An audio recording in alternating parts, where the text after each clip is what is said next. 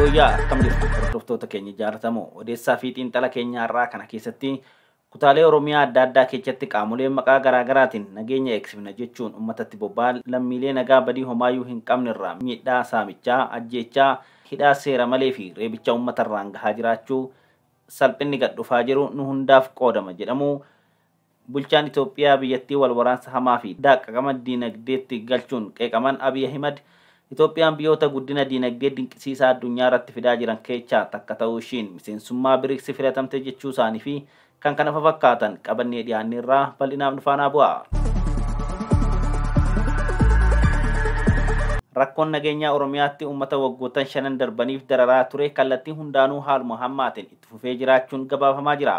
Kutaalee Oromiyaa adda addaa keessatti qaamoleen maqaa garaa garaatiin nageenya eegsifna jechuun uummatatti bobba'an lammiilee nagaa badii homaayyuu hin qabne irraa miidhaa saamichaa, ajjeechaa, hidhaa seer malee, reebichaa fi dhiittaa mirga namoomaa bifa adda addaa hamaa uummatarraan gahaa jiraachuu miidiyaaleen gabaasaa jiru. Qaamoleen mootummaan bilxiginnaa damee Oromiyaa addatti gaachana sirnaa jechuun waggaa tokko dura Oromiyaa keessatti hundeessee ture ummata gaagama hamaaf saaxilaa jiraachuu xiinxalli tibbanaa Addis Istaandardi kutaalee Oromiyaa adda addaa irraa maddeen waabeffachuun dhiyeechanii agarsiisa. Mootummaan naannoo Oromiyaa maqaa nageenya naannichaa cimsuu jedhuun naannoo Oromiyaatti qaamolee gaachana sirnaa jedhamanii fi milishaa kan hojii nageenyaa fi tasgabbii naannichaatti poolisiin hojjechuu malee akka hojjetaniif hundeessee waggaa tokko ol lakkoofsisuu kan eeru xiinxalli Addis Istaandardi kun jaasaalee haaraa mootummaan naannichaa kaayyoo kanaaf dabale keessaa waajjirri milishaa fi gaachana sirnaa kan jedhaman isaan ijoo ta'uu ibseera. Akka mootummaa naannichaatti qaamoleen kunneen hojimaata seeran alaa fi qaamolee farra nageenyaa akka to'ataniif leenjanii kan ramadaman yoo ta'u miseensonni milishaa hojii nageenyaa eegsisuun itti kenname hedduun isaanii garuu gita hojii isaaniitiin faallaa ta'an gochaawwan farra nageenyaatiif sababa ta'aa jiran muraasni jiraachuu jiraattonni godinaalee Oromiyaa adda addaa Addis Istaandardi dubbiseemaniiru. Qaamoleen kunniin naamusa qaamni nageenyaa tokko qabaachuu qabu dhabuu akkasumas malaammaltummaa fi gochaa seeran alaa kan raawwatan ta'uu jiraattonni hadheeffatanii himachaa jiru. Jiraatan godina Shaggar Ba'aa aanaa Adaamaa maqaan isaa akka hin eeramne gaafate tokko rakkoon guddaan qaamoleen nageenyaa kunneen qaban naamusa qaamni nageenyaa tokko qabaachuu qabu gonkumaa hin qaban. Qaamoleen kunneen akkaataan isaan ittiin jiraataa dubbisanii fi hojii tasgabbii eegan sirrii miti jechuun gochoota badaa qaamolee kanneen raawwatamanis tarreecheera. Qaamoleen nageenyaa kunneen yeroo baay'ee humnaa fi uffata dambii yookiin yuunifoormii hojiif kennameefitti dhimma ba'uun reebicha sodaachisoo tuffii fi arrabsoo hawaasarraan kan ga'an ta'uun kan himan jiraatan kun miseensonni qaamolee kanneen keessaa gita hojii isaanii dahoo godhachuun namoota dhuunfaa fi daldaltoota sodaachisuun malaammaltummaa fi saamicha garaagaraa raawwataa jiraachuu dubbateera. Hojii tikaa sababeeffachuun iddoo garaagaraatti machaa'anii faa qarshii gaafatu jedheera. Jiraatan biraa godina Arsii lixaa magaalaa Shaashamannee irraa Addis Istaandardi dubbisan immoo yaada kenneen humnoonni nageenyaa kunneen dhiibbaa sirrii hin taane uummata irraan gahaa jiraachuu ibsuun miseensonni milishaa kunneen buufata sakatta'iinsaa yookiin keellatti daldaltoota irraa humnaan qarshii gaafachuu himeera.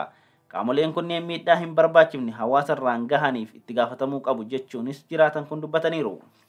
Daldalaan uffataa burraayuurraa yaada isaa kenne tokko immoo miseensonni milishaa seensaa fi ba'aa yookiin keellaa sakattaan seera dahoo godhachuun badii malee qarshii kan gaafatan ta'uu eeruun iddoo keellaa hundatti milishaadhaaf birrii yoo hin kennin darbuun rakkisaa ta'eeraa jedha.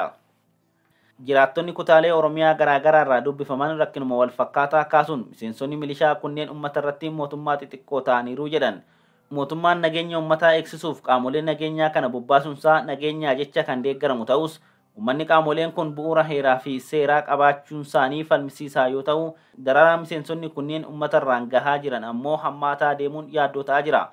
Dhaabbilee mirgoota namoomaa fi qaamonni mootummaa yeroo uummanni dararamu cal jedhanii ilaaluu hin qaban kan jedhan jiraattonni mootummaan naannichaa raawwii qajeelcha milishaa naannichaa deebi'ee akka ilaaluu fi kanneen uummata dararaa jiran seeran akka gaafataman akka taasisu gaafataniiru.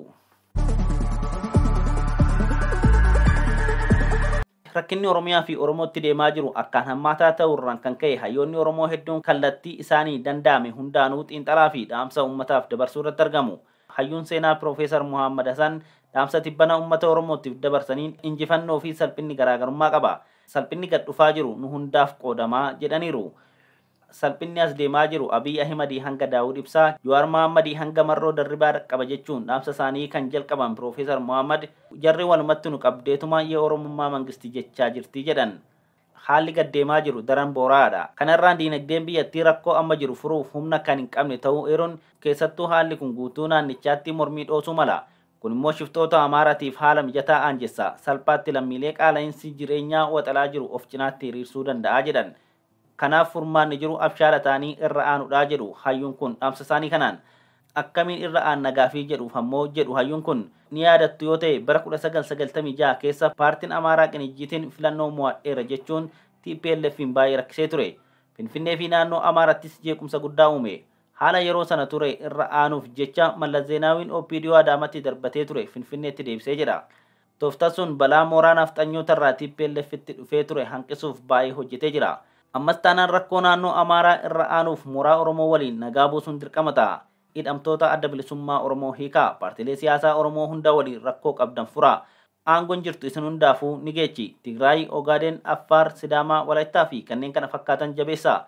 Saboota naannoo Amaaraa jiran kanneen akka Gawuu, Qimaantii fi Oromoo Walloo naannicha keessatti hangessaa. Gara kibba dhiyaa naannoo Amaaraatiin ammoo Beenishaanguliin cimsaa. Akkasumas sochii abbootiin amantaa Ortodoksii Oromoo fi sabaaf sablammoonni eegalan deeggaraa jechuun iddoowwan humnoonni leelliftoota sirna nafxanyaa itti heddummatanii fi humna itti qaban marattuu malaan dursanii to'achuun murteechaa akka ta'e hayyuun seenaa kun qaamolee bilxiginnaatiif dhaamsa dabarsaniiru. Shiftoota naannoo Amaaraa kanneen malaan humnaan tumsa tarsiimoo fi tartiiba heeratiin adaba qabsiisutu barbaachisa. Irra nama aansas jechuun dhaamsa isaanii xumuran.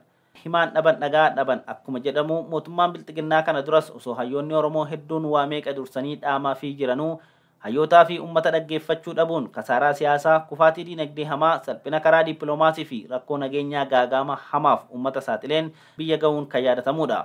Mootummaan tokko mootummaa jedhamuuf ulaagaa gadi aanaa kan ta'e nageenya uummataa fi biyyattii eegsisuu sadarkaa duraatti baachuuf darbees badhaadhina biyya tokkoof barbaachisu karaa qajeelaa ta'een fiduudhaaf hayyoota dhaggeeffachuu fi deeggarsa gaafachuun sirrii ta'ee osoo jiru murni amma Itoophiyaa gaggeechaa jiru immoo hayyoota biyyattiin qabdu kaan hidhee kaan ari'ee biyyarraa baqachiisuun kaawwan immoo jumlaa fixee kophaasaa biyyattii hallayyaatti oofaa jira jedhamuunis qeeqamaa jira. Bu'aan hayyootaaf gurra kennuu diduu fi ofirraa dhiibuu ammoo rakkoowwan nageenyaa, kufaatii siyaas-diinagdee biyyattiin keessa galtee fi salphina karaa dippiloomaasii haga muummicha ministeeraa biyyattii fi biyya inni bakka bu'e uummata miliyoona 120 olii salphisuutti ga'eera. Bulchaan Itoophiyaa Abiy Ahimad bara miseensa BRICS ta'uu hordofuun dhaamsa dabarsaniin Itoophiyaan biyyoota guddina diinagdee dinqisiisaa addunyaa irratti fidaa jiran keessaa tokko ta'uu isiitiin miseensummaa BRICS filatamti jechuun wayita dubbatan dhagaamee ture.